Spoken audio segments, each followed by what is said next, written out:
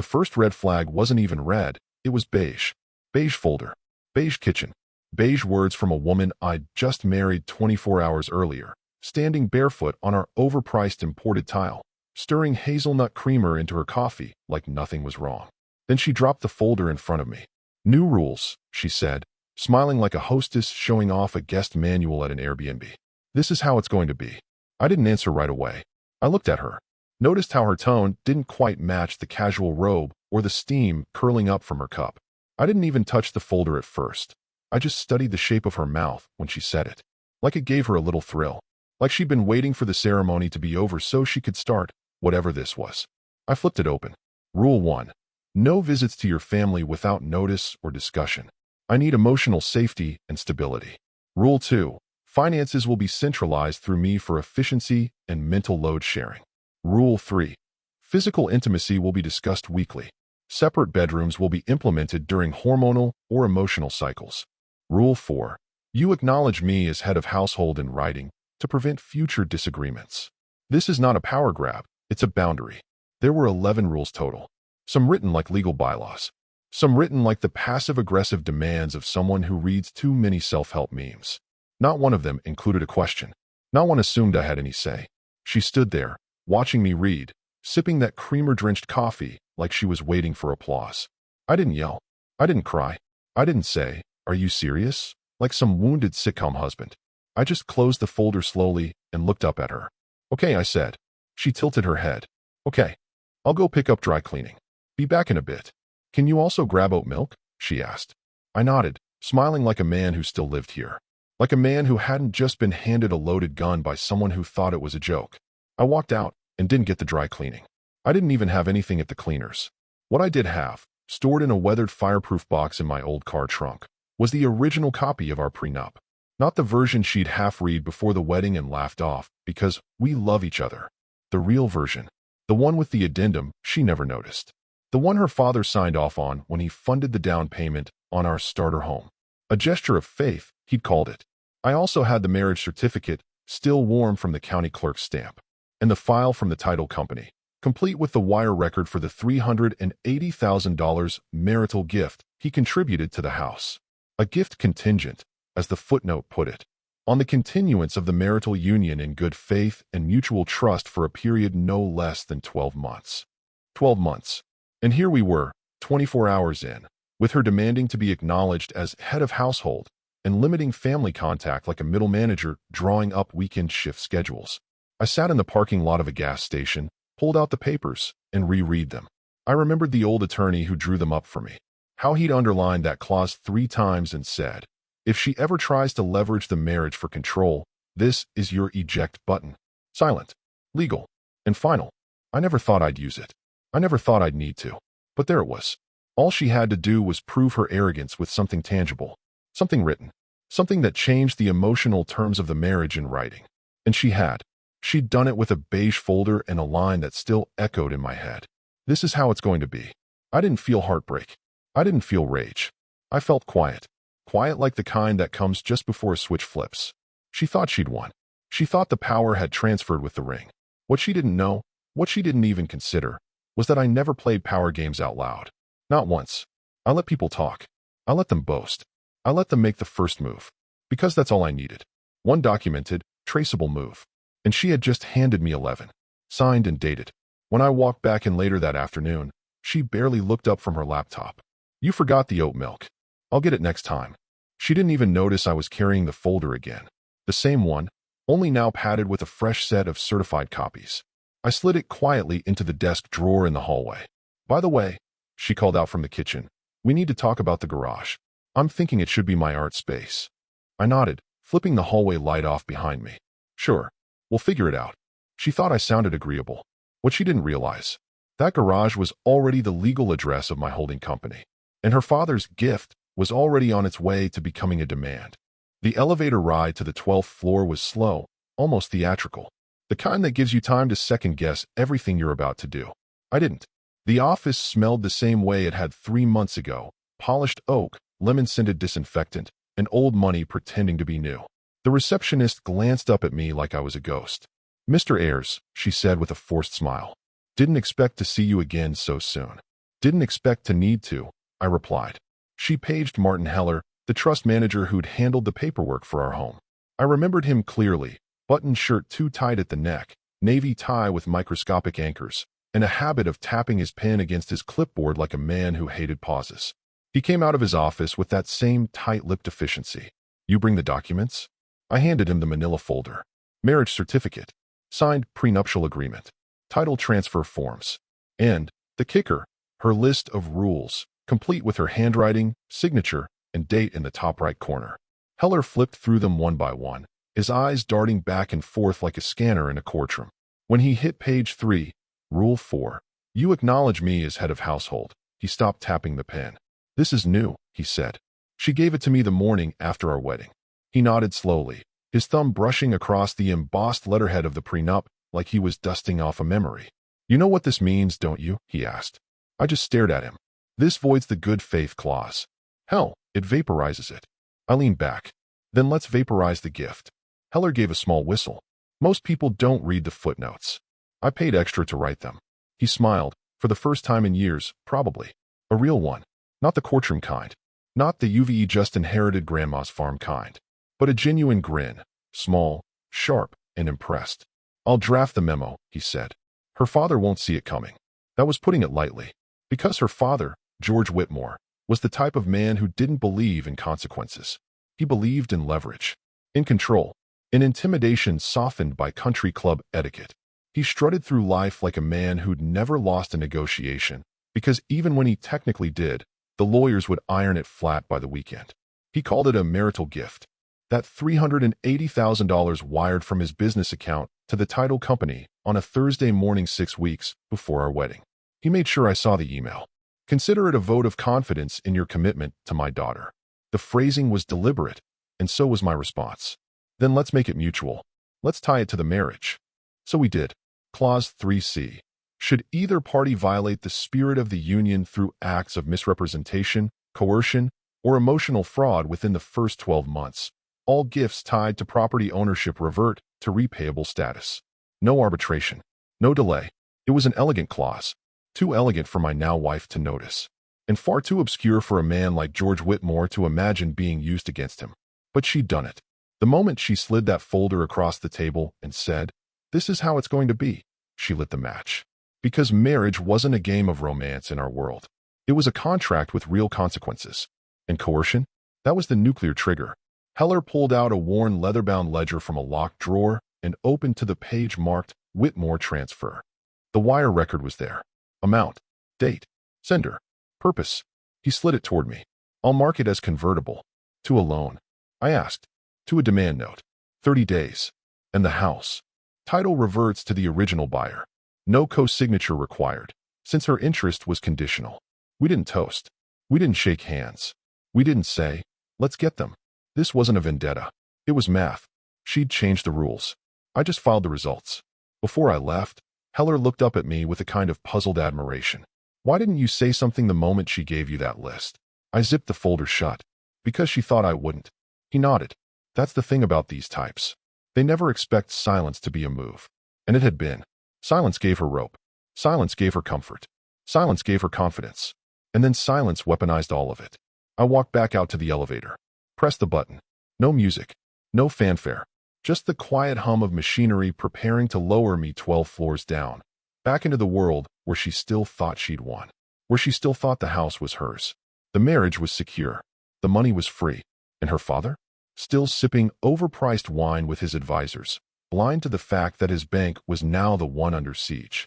Because it wasn't just a gift. Not anymore. It was a debt. And I had just called it due. She thought I was adjusting. She thought the silence meant surrender. That the absence of pushback was acceptance. And to be fair, most men would have done exactly that. They'd nod through the patronizing tone, laugh off the digs about retraining, and pray things would eventually settle into something resembling normal. But I'm not most men. And I wasn't praying. I was recording. The first time she said it, I'm retraining him, was at dinner with her college friends. We'd gone to some overpriced Mediterranean place where the tablecloths looked like IKEA napkins and the cocktails came with edible flowers. She clinked glasses with her sorority sister from back east and announced, loud enough for the next table to hear, Week 1 of marriage, and I already have him doing the dishes and folding towels the right way. Slow clap for retraining husbands, please. The table laughed. I smiled. I even raised my glass. What she didn't know was that I'd left my phone recording in my jacket pocket. Not because I needed proof she was mean, but because her tone was evolving, from playful to possessive, from sarcastic to strategic. And the more she felt in control, the more she verbalized it. She started texting me lists of chores by bullet point. Since you're home early, please complete these before I get back, red heart, followed by timestamps. Dishwasher, vacuum hallway, move my car to the curb, fold blankets, refill Brita. Always with a heart emoji. Always like it was a reward.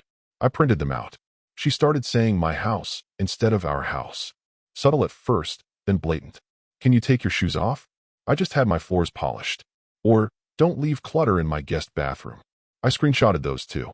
Sorted by date, tone, and content. The guest bathroom, by the way, I paid for it in full. Renovation. Fixtures. Custom tiling. She chose the scent diffuser and the towels. That was her contribution. Then came the recordings. She'd take her calls on speaker. Walking around like a TED Talk was always on standby. I didn't need to sneak. She didn't filter herself. That's what power does. It makes people loud. One day, she was pacing the living room, phone in one hand, wine glass in the other, laughing with her best friend Kim. He thinks being calm makes him smart, she said, between sips. But I run this house. I run him. His family's got zero backbone. He married up. He just doesn't know it yet. Kim cackled. God, I love you. Oh, honey, she added. He's like a rescue dog. A little skittish at first, but if you're firm, they adapt. That one went into the video archive. External mic, clean audio. Timestamped. Then there were the receipts. Not the literal kind, though I had those too, but behavioral ones. I started journaling, line by line, what she said, how she said it, context, emotional tone. I matched it with bank statements and text logs. Like the time she told me we were co-managing finances, then withdrew $7,200 from our joint honeymoon savings to surprise her sister with a girls' trip. I wasn't even told. Just found out via the banking app. She said, you wouldn't understand. It's emotional support. I replied, sure. Makes sense. Then logged it. Transaction ID, date, quote. The folder started as a manila envelope, grew into a binder, eventually became a secure digital archive with scanned documents, recordings, and transcripts. All organized by topic: financial coercion, social demeaning, behavioral manipulation. The funny part? She thought I was becoming more obedient. You're so much easier to live with now, she purred one night, curling up beside me for the first time in a week. See? We're finding our rhythm. I kissed her on the forehead. Told you I'm a fast learner. She giggled and fell asleep against my chest. What she didn't know was that I had already tagged that night's calendar event as manipulative intimacy reset, recorded. Because I was done being the student. I was building the syllabus. Each insult, each smug declaration, each moment she forgot I had eyes, was a puzzle piece. And I wasn't rushing it. I let her keep talking, keep tightening her grip. Because that's what happens when people think you're broken. They stop hiding the leash. And I had no intention of breaking. I had every intention of documenting, of building a paper trail so clean, so damning, so surgically assembled, that when the moment came, it wouldn't just be believable. It would be inevitable. She'd written the list. I was just writing the ending. It was a Tuesday when I made the call. Not a dramatic day. Not a breaking point. She was at her yoga class, probably bragging to someone about how she'd finally gotten me to eat gluten-free. I was alone in my car, parked outside a hardware store. Not buying anything, just thinking. Staring at a sign advertising winter mulch, watching shoppers go in and out, and feeling the quiet, subtle shift of a decision hardening. Then I dialed. Redwood and Darnell, this is Linda. I need to speak with Gary Redwood, I said. May I ask what this is in regards to? It's about a marriage. Mine. There was a pause, then a tone shift. Please hold. Gary Redwood was not a cheap man. He didn't advertise, didn't do billboards or awkward Facebook videos in front of law books. He had one specialty: untying bad knots, legally and cleanly, without a single thread left in the other person's hand. His clients were quiet people. CEOs, trust fund heirs, engineers with airtight prenups, people who had too much to lose for a messy divorce. People like me. He picked up on the third ring. His voice was gravel and steel wool. You waited, he said. Smart. Tell me everything. So I did. I told him about the beige folder, the 11 rules, the head of household line, her tone, Her laughter. The way she'd turned the honeymoon period into a soft coup. He didn't interrupt, except once. Did she date it? Yes. And you still have the original? Yes. Plus scans. Continue. I laid it all out. The recordings. The receipts. The property clause. The conditions of the gift from her father. I even quoted the part of the prenup where she agreed, in writing, that any attempt to shift marital power through coercion or misrepresentation within the first year would constitute grounds for annulment with asset reversal. When I finished, there was silence on the line. Then, a slow exhale. She got greedy, Redwood said. They always do. They mistake silence for surrender. And her father? If this goes through, he said, he'll owe himself. In full. No legal tricks, no tax shelters. The trust company will treat the gift as a misappropriated marital asset, which means it gets reclassified as a loan that must be repaid. He paused. And the house. Title reverts to the original buyer.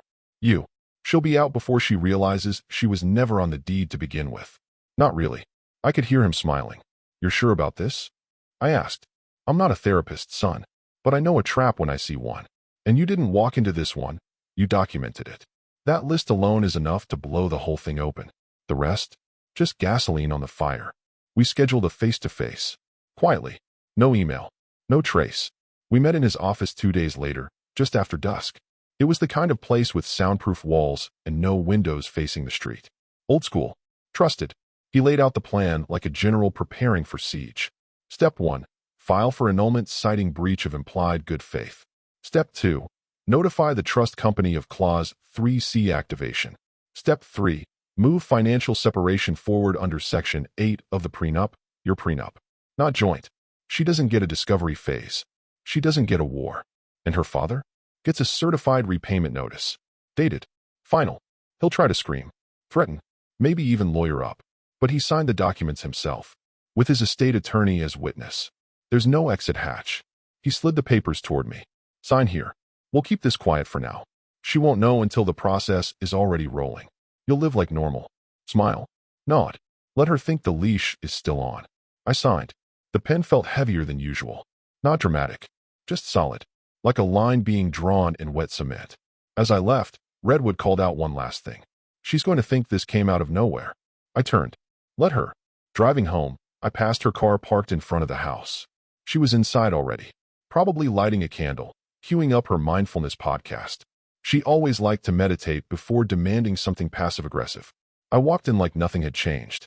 She looked up from her couch and grinned. Can you bring me some water? Of course, I said, already in the kitchen.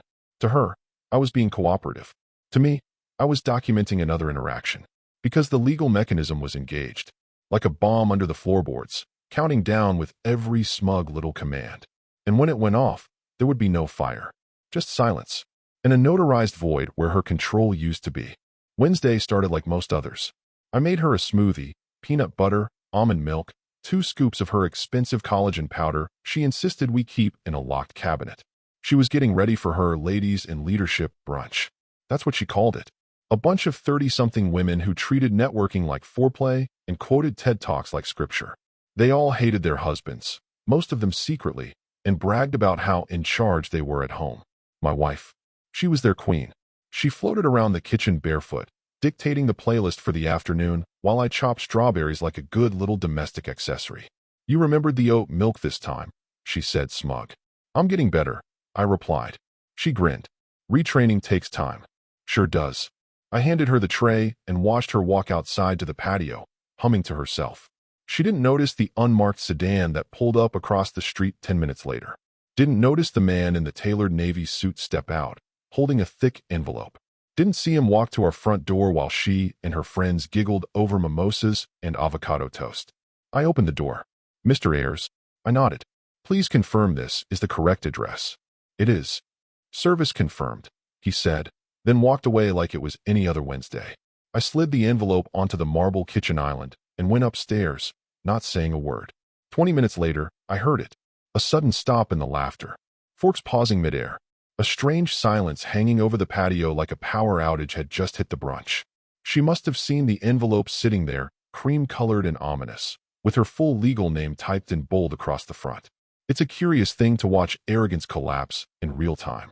I stood at the top of the stairs as she came in, envelope in hand, already half open, her face shifting through confusion, irritation, and then something harder to define. She read the cover sheet, then the motion, then the attached clause from the prenup, then the activation letter from the trust company, stamped and initialed. And just like that, the wine left her cheeks. She didn't scream. She didn't throw anything. She didn't even blink. She just turned around and walked. No, marched into the bedroom and shut the door. I stayed upstairs. Listened. The phone rang. Her father. No answer. Then again. And again. She finally left a voicemail. Dad, it's happening. I think he filed something. I don't understand. Where did this come from? Please call me.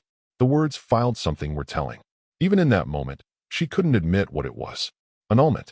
Breach of good faith. Reversion of assets. Immediate liability. She opened the bedroom door and stared at me. You blindsided me. I followed the contract, I said calmly. You remember, the one we both signed? You're ending this? Just like that. No, you ended it. I'm just filing the paperwork. This is about the list? Her voice was high now, thinned out with panic. It was a joke. Then you should have put a punchline at the bottom. I walked past her and went downstairs. Her friends were still on the patio, pretending not to eavesdrop, while visibly frozen in mid-sip. She followed. Don't you dare make this public. My father isn't answering your calls. I could see it hit her. That tiny click behind the eyes. That realization that something bigger was happening. Not just a husband walking away. Not just a marital spat. But something calculated. A dismantling. She turned toward her friends and forced a smile. Just a little misunderstanding, she chirped, holding up the envelope like it was a party game. Legal stuff. You know how it is when men get emotional. They laughed, a little too loudly. One of them offered her more champagne. Another one made a joke about prenups and beta revenge. But I watched their eyes. They weren't laughing with her. They were scanning the envelope, doing the math, wondering if their own husbands might someday do the same. I stepped into the kitchen, grabbed my keys, and walked out the front door. No shouting. No final word. Just the smooth click of a door closing on the most performative brunch in suburban history. By the time I reached the corner, I got the alert on my phone. The trust company had emailed the first formal notice of repayment. It had gone to her father's primary business account, flagged as urgent. She thought she'd be making toast to herself all afternoon. But the real party had already started. It was just happening in court. I didn't go home that night. I checked into a boutique hotel downtown. Not the kind with a spa or skyline view, just clean sheets, a bolted door, and no pastel throw pillows embroidered with words like blessed or together. The room smelled like nothing, a rare and underrated luxury. The front desk clerk asked if I needed anything else. I said, silence, and he nodded like he understood. An hour later, a secure envelope was delivered to my room. Hand-delivered. No email. No PDF. Just paper. Dense, formal, and legally irreversible. Inside was the confirmation from the trust company. Notice of reclassification, signed and stamped. George Whitmore, my charming father-in-law, was now liable for the $380,000 gift he wired into our escrow account. Per Clause 3C, due to annulment based on documented coercion and misrepresentation, the gift had been deemed a conditional asset, which meant it had never truly transferred, which meant it now existed in limbo until repaid in full, with interest calculated from the date of the wedding. The deadline? 30 days. I stared at the document for a long time, not out of hesitation, just appreciation. It was rare to see leverage printed so cleanly. No emotion, no loopholes, just math with the weight of a hammer. Then came the text. 9:12 p.m. Her. We need to talk. Please come home. I didn't reply. 9:27 p.m. Her. I'm sorry. I didn't mean for things to get this far. 9:31 p.m. Her. Are you really doing this? Over a list. 9:35 p.m. Her. My dad is furious. Please just talk to me. I let the screen dim. Waited another 10 minutes. Then finally responded. 9:46 p.m. Me. Check with your lawyer first. And that was it. No explanation. No accusations. No performative morality. I wasn't interested in playing the how could you game. She knew what she did. She just didn't expect it to matter. The silence on her end was louder than all her texts combined. By 10:30, I knew she had reached someone. The message indicators stopped. The storm passed. Or more accurately, it went internal. Into strategy mode. She would start calculating now, mapping out what she thought were options. But none of them would lead anywhere she liked. Because she didn't understand what she triggered. She thought annulment was a humiliation, a moral failure. something that could be walked back if she apologized hard enough. She thought the rules were emotional, negotiable. What she didn't know was that the contract didn't care about feelings. It didn't care if the brunch group sympathized. It didn't care how hurt she was. It cared about facts. Fact. She handed me a written list of demands one day after signing a marriage agreement that explicitly forbade coercion. Fact. Her father funded the down payment on our house as a marital gift, conditioned on good faith continuation. Fact. She breached both. In writing. On video. On record. There wasn't a lever she could pull that would make that go away. I laid back on the hotel bed and stared at the ceiling, listening to the faint buzz of the air conditioning. I thought about the dinner we were supposed to have that night. She'd made a reservation, a fancy place with candlelight and overpriced scallops. It was supposed to be our midweek connection night, something she'd written into our marriage calendar with color-coded blocks. One of the few rules I didn't argue with. She'd be sitting there now, maybe still waiting, maybe not. Maybe still clinging to the belief that I'd come walking in, sheepish and conciliatory, saying we'd gone too far, that I didn't want to blow everything up. But I did. Not out of spite. Not out of anger. Out of precision. She handed me a match and poured the gasoline herself. All I did was light it quietly and leave the door unlocked so she could watch it burn. Outside the hotel window, the city glowed. People moved on sidewalks, laughing into phones, ducking into bars. The world kept turning. Back at the house, she was realizing something she'd never considered before. That control isn't the same as security. And that love, once manipulated, doesn't owe you a soft landing. I slept well that night. No podcasts. No candle diffusers. No chore lists waiting by the sink. Just me, a signed document, and the realization that sometimes silence is the loudest answer you can give. She finally got through to her father late the next morning. According to the trust company logs, which I now had access to, thanks to my designation as a conditional beneficiary, George Whitmore opened the certified email at 10:03 a.m. and placed his first call to her at 10:06. The tone? I could only imagine. But I pictured her holding the phone at arm's length while pacing barefoot through our now very temporarily shared kitchen, whispering things like, "I didn't know," and "It was just a form," and "Why are you yelling at me?" They scheduled an emergency meeting with Thomas Claiborne, their family's longtime estate lawyer. Claiborne was the type of man who wore gold-framed reading glasses, carried a leather-bound planner, and spoke in half-sentences that made you feel like the problem was you, not the law. They met in George's office downtown, the one with the dark wood walls and a vintage globe nobody ever spun. She showed up in oversized sunglasses and a tight gray dress, looking like a woman trying to project control she didn't have. George looked like a man who hadn't slept. Rumor was he'd been yelling at his CFO all morning, demanding to know how no one had flagged this clause earlier. Because that's the thing about arrogance, it doesn't like being audited. Claiborne opened the packet and began flipping through it methodically. Marriage certificate, prenuptial agreement, annotated addendum, clause 3C, the trust memo, the filing confirmation. Then, her list, handwritten, signed, dated, photocopied 3 ways, attached with a formal annotation. Exhibit C, behavioral demands constituting coercion. Claiborne's pen froze mid-scratch. This clause is enforceable, he said, adjusting his glasses. He filed everything correctly. I've reviewed this exact boilerplate language in other instruments. It's valid. George stared at him like he'd spoken Mandarin. You're saying we owe him? No. Claiborne interrupted, firm now. You owe yourself. The money never left your books cleanly. The moment she breached the clause, it reverted to a conditional liability. You signed off on that structure when we built the trust's real estate conduit. He triggered it? Claiborne nodded. 30-day demand note. Dated from filing. And since it's routed through a family holding structure, it bypasses standard arbitration. The asset protection layers you have in place can't block this. The house title's already flagged for reversion. If you attempt to stall, he can freeze the property sale and apply for enforcement damages. George slammed his palm against the desk. $400,000, right now?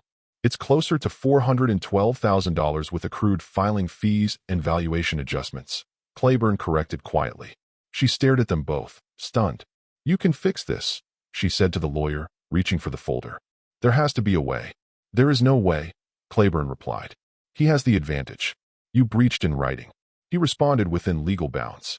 This isn't a messy divorce. This is a surgical annulment, and frankly, one of the most disciplined filings I've ever seen. George turned toward her, jaw clenched. What the hell did you do? It was just a list, she snapped. I wasn't trying to hurt him. It was meant to be funny. A joke. You signed it, Claiborne said. You dated it. You weaponized it. I didn't mean. It doesn't matter what you meant. George stood, walked to the window, and gripped the sill with both hands like the view might offer a solution. It didn't. You understand what this does to the books? He muttered. I'm leveraged on the Naples property. That loan was contingent on this house staying clean. If I pull liquidity to cover this note, I trigger a penalty clause with the private bank. That's not my fault, she said defensively. No. He turned back to her, his voice now low and lethal. You wrote 11 rules. Told him when he could visit his own mother. Demanded separate bedrooms. And now, you're going to sit here and say it's not your fault. Claiborne closed the folder with a soft snap. You both underestimated him, he said. That's the real problem. You assumed silence meant submission. George looked like he'd swallowed battery acid. Can we settle? You can try, Claiborne said. But I doubt he wants that. She folded her arms. Why not? Because this wasn't about money. If it were, he'd have gone for alimony or damages. This, he tapped the file, was about control. And he just took it back. They sat in silence for a long time. No one said what they were all thinking. That she'd turned the marriage into a performance, and he had turned her performance into evidence. Now the walls were closing in, not because of spite, but because of structure. The kind her father once praised. The kind she thought didn't apply to her. And for the first time since the wedding, the three of them realized something terrifying. She didn't marry a quiet man. She married a patient one. And he wasn't done. She came home ready for war. The ride from her father's office had been quiet, tight-jawed, hands clenched around the steering wheel like she could choke control back into her life. She didn't speak to George on the way out. He hadn't looked at her. And when she finally broke the silence in the parking lot, "We'll fix it," he just got into his car and drove away. No hug, no plan, just exhaust fumes and a locked phone screen. So when she pulled into the driveway, she slammed the gear into park and marched to the front door with her purse swinging like a weapon. She'd imagined how it would go. Demand answers, shift blame, find some way to shame me back into conversation. Maybe cry, maybe seduce. She had a whole arsenal, sharpened and tested. She stepped inside. The house was quiet. Too quiet. The scent diffuser she insisted on, bergamot and amber, because it reset the nervous system, was still running in the hallway, which made the stillness even louder. Daniel, she called. No answer. She walked through the living room, intact. Kitchen, spotless. Even the dishes in the drying rack were arranged by size, which irritated her. She always said I stacked them like an accountant, not a husband. Then she turned toward the bedroom. It took her exactly 3 seconds to realize what was wrong. The closet door was open. His side was empty. The suits, gone. The ties, folded pocket squares, leather dress, shoes polished to military shine, vanished. The drawer where he kept his cufflinks was pulled out and left askew, as if it had been opened deliberately, but without haste. She rushed to the safe. Open. Cleaned out. No documents. No files. No passport. She didn't scream, not immediately. She froze, like a chess player realizing they were in checkmate and hadn't seen it coming. Then she turned. It was sitting there on the kitchen table, the beige folder, the one she had filled with her list of new rules that first morning, smiling over her oat milk latte like she was the protagonist in some romantic comedy about taking charge. She walked toward it slowly, as if it might explode. The top page was flipped open. Rule 4 was underlined in red pen. You acknowledge me as head of household. And directly beneath it, scrawled in black ink, her own handwriting, casual and decisive. This is how it's going to be. Next to it, a single post-it note. Yellow. Centered. Agreed. Annulled. That's when it hit her. Not all at once. Not like a movie where someone drops to their knees. No, it was quieter than that. It was a hollowing, like someone had reached inside her and started gently pulling wires out. She walked backward, sat down in the kitchen chair, his chair, and stared at the list like it was a ransom note from a version of herself she didn't recognize anymore. Because she hadn't just tried to take control. She had documented it, signed it, gift-wrapped it, and handed it to someone who understood contracts better than she understood control. She thought the list had been power. She thought the rules made her safe. But now the bedroom was empty. The power was gone. And the rules? They weren't rules at all. They were evidence. Outside, a bird chirped on the windowsill. A lawnmower buzzed in the distance. The world didn't care that she'd just been legally and emotionally evicted. She grabbed her phone and opened our messages. Scrolled up. Back through weeks of her barking orders in emoji-wrapped texts. Back through the passive-aggressive comments. The unacknowledged sweetness he used to send, picked up your dry cleaning, made your tea, left it by your laptop. She'd never replied to those. Not once. Now she typed, "Please come back. I didn't mean it." She stared at it, then deleted it, then typed again. "I'll change. I swear. We can start over. Please." Then deleted that, too. Because suddenly, she understood something she never saw in all her workshops and empowerment brunches. You don't negotiate with someone who already signed the exit clause. You don't win against a man who waited until he had every receipt in order before walking out without a sound. And you definitely don't rewrite the rules once he's proven he read the fine print first. The bedroom was empty. But the silence? That was full of meaning. 3 days later, her name disappeared from the deed. It was done quietly, efficiently. No lawyers shouting in courtrooms, no dramatic courtroom gasps, just a quiet filing at the county registrar's office downtown. The new title listed me as the sole property owner. No co-signature required. Her name had never technically been part of the deed, only noted as a residing spouse under the marital trust structure, one that no longer existed. The document that finalized it was just 4 pages long, but it hit like a wrecking ball.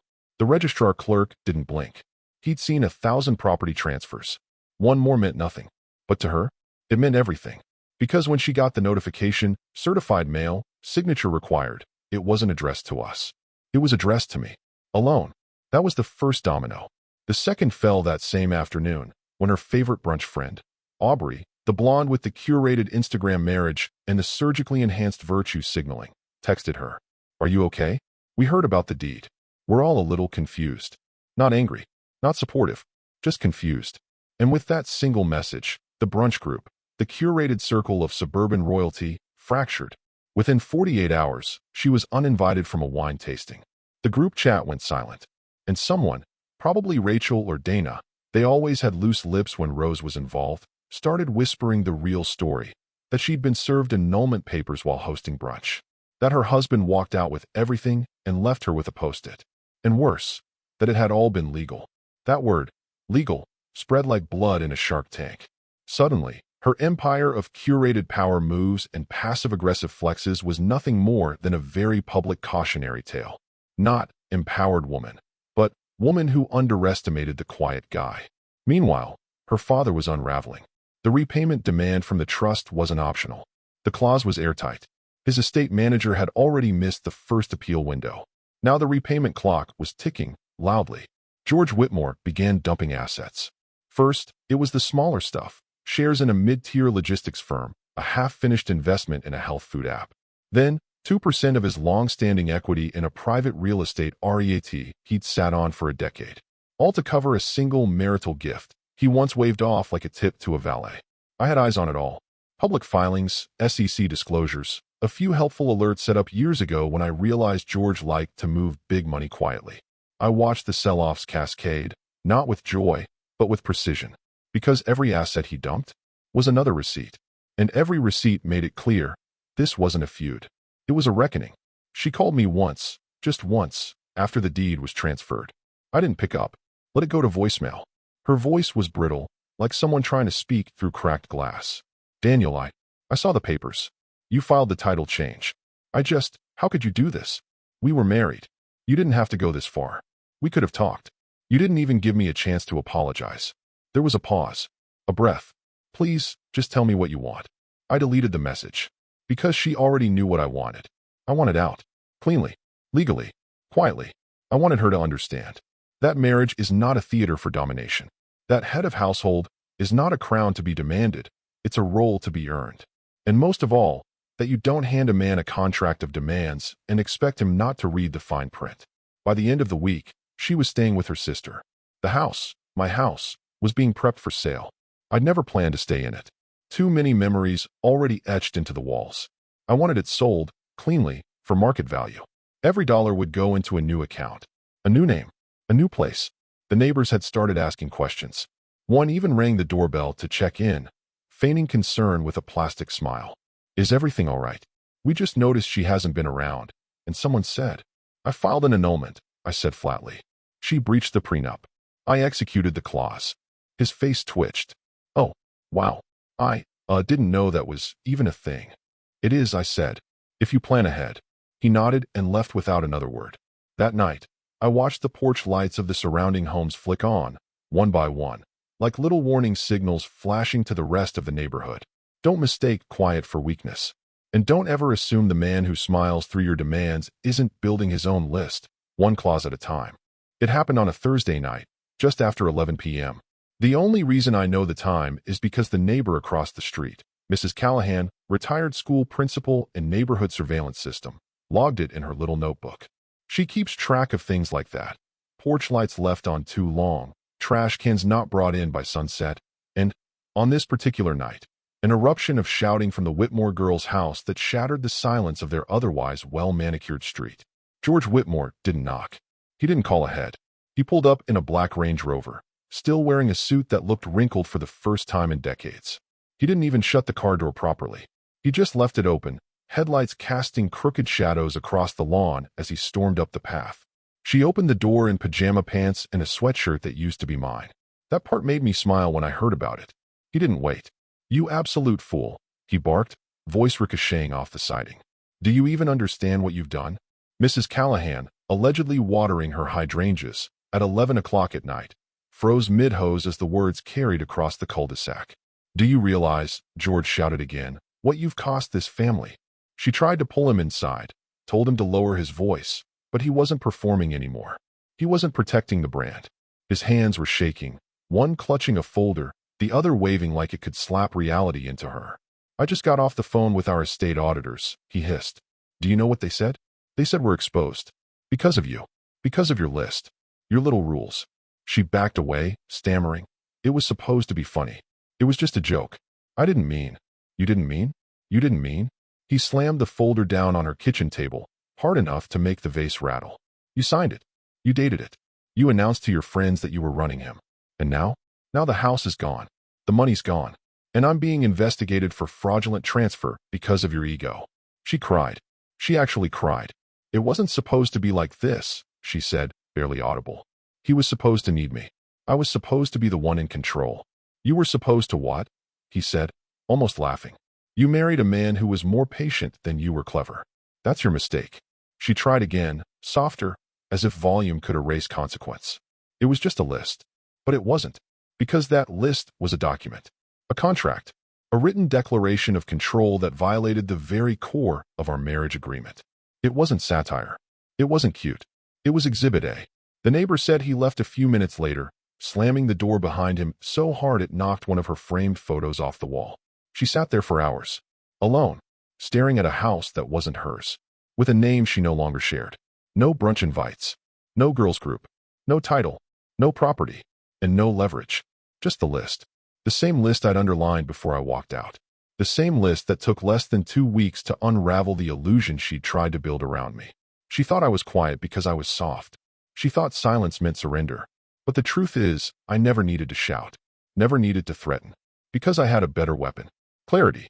I read the contract. And then I followed it, line by line, clause by clause, until I walked away with everything. And left her exactly what she demanded. Her rules. Written. Signed. Enforced.